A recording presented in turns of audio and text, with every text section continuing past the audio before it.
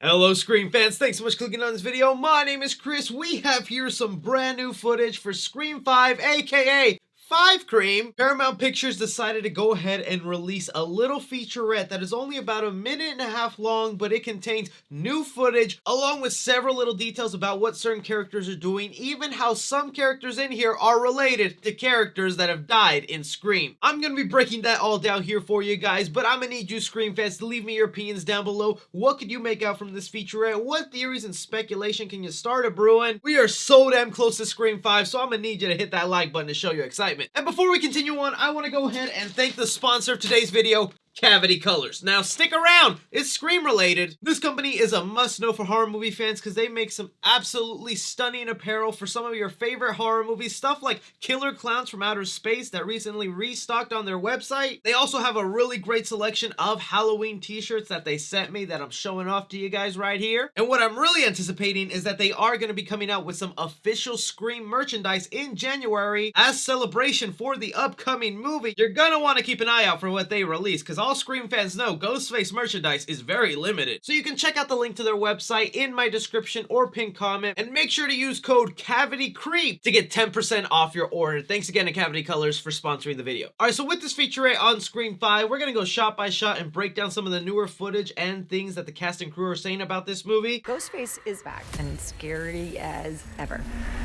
Now's the time to make a new Scream. Because we had a special story to tell that connects the legacy cast members with a new cast into the world of Woodsboro. So one of the first things that we'll see right off the bat is newer shots of the Woodsboro Sheriff's Department car. And maybe it's just me and the way I'm looking at this, but this looks like an older vehicle, not that new, as we later see some of the newer Woodsboro vehicles in the modern era. So this could be hinting at maybe some flashback scenes in the world of Scream that I'd be down for. Because like producer Kevin Williamson is saying here, who was the writer of the first 2 Scream movies, the story in this 5th installment finds a way to connect the legacy characters with a bunch of new characters. Also, I'm loving the shot of Melissa Barrera's character inside the stew house and how we can definitely see someone new has taken over this environment that has a bit of an artsy taste. But of course, it wouldn't be a Scream movie unless you're throwing in a couple of Easter eggs here and there for fans, and in this frame, you should be able to see one clear Easter egg that the sign off to the right says Elm Street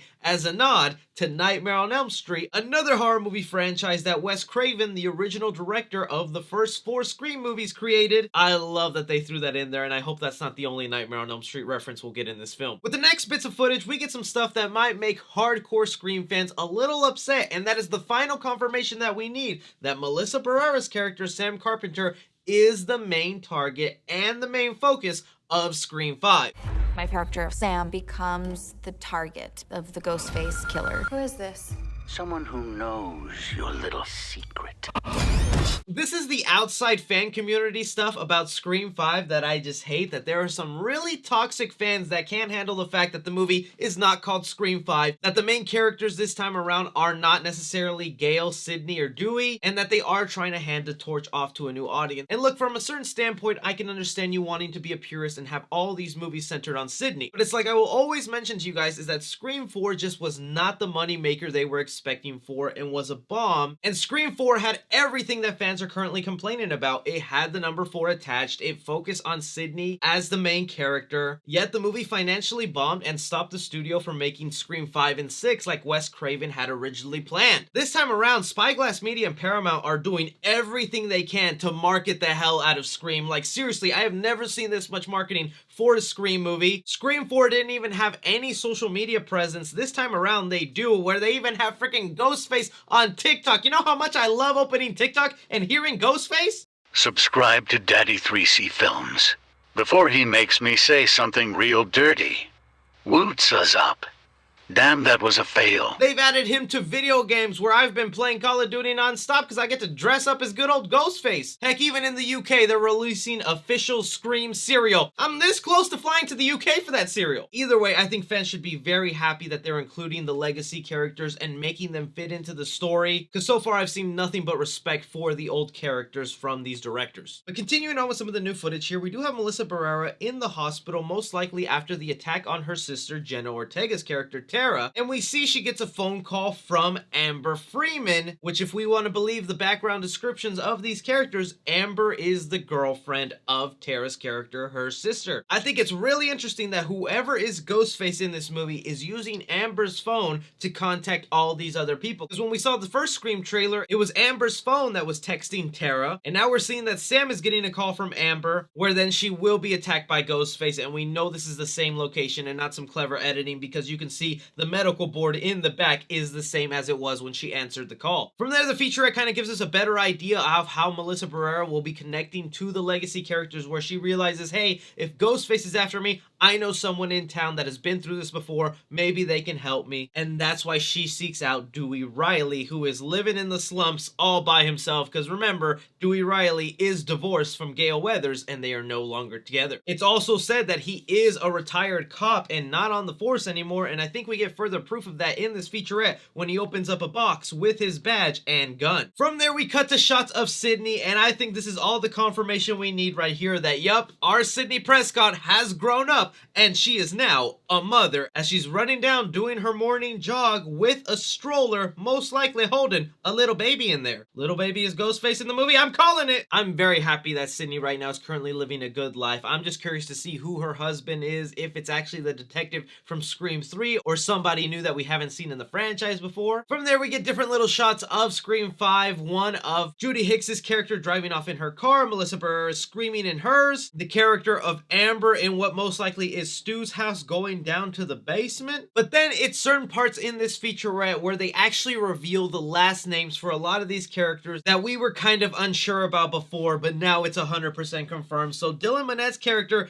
is being titled as Wes Hicks, letting us know that he is 100% related to Judy Hicks's character, the current sheriff of Woodsboro, same character who was the deputy in Scream 4. This being one of the big connections we're seeing all throughout Scream, where in the first trailer they mentioned that all these murders are related to killers from the first movie. Judy Hicks was a character that went to high school with Sidney Prescott, and now we're following her future son. But that's not even one of the jaw-dropping relatives we get in this featurette, because we get the confirmation of Randy's niece. In this quick shot in the featurette, we get a behind-the-scenes look of the inside of Stu's house, where we have the character of Mindy sitting in the exact same spot that Randy's character was in the first Scream movie watching Halloween. And to even take it a step further, the production design here is brilliant, because they gave her a similar outfit to her uncle, green shirt, brown pants. And yes, whenever Jasmine Savy Brown's character is speaking, they confirm 100% she is related to Randy, because her name is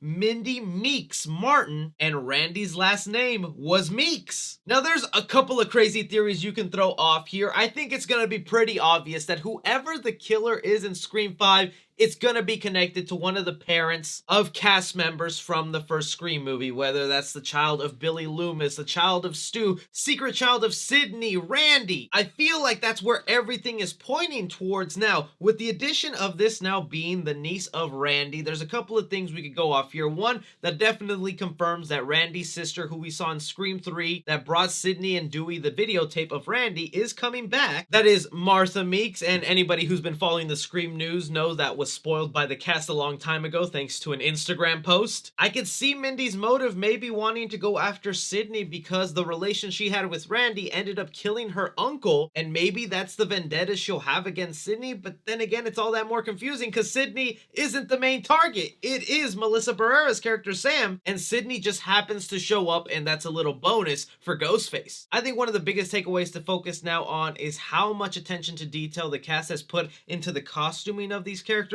We saw Mindy matching the outfit of her uncle, and then Wes's character is having a hair matching the color of his mom. Like, a lot of us want to believe that the main killer will somehow be the son of Billy Loomis or Stu, but the only two people that could fit that description is either Sam's character or Richie's character, because they're the only ones that are said to be 25 to 26 years old, which would be the age that could match up to Billy and Stu having a child back when the first Scream movie came out in 1996. Still, I love love what this featurette was showing off here with some of that new footage, especially because I want to see the interaction between Dewey and Gale now since they've been separated. But it also was this footage at the end of the featurette that got me excited because it reminded me a lot of the characters from the first Scream movie sitting by the water fountain and talking about the most recent murders, while another character off to the side is acting a little suspicious for them. I can't wait to have my mind blown about exactly what all these different twists and turns are. But that's everything I caught from the latest Scream featurette. What did you guys make out here that maybe I might have missed? Any theories or speculation to what you think is going on? Always happy to hear from you guys. Don't forget to like, subscribe, follow me on Twitter at 3C Films or on TikTok at 3C Films. But as always, I'm Chris. Take care.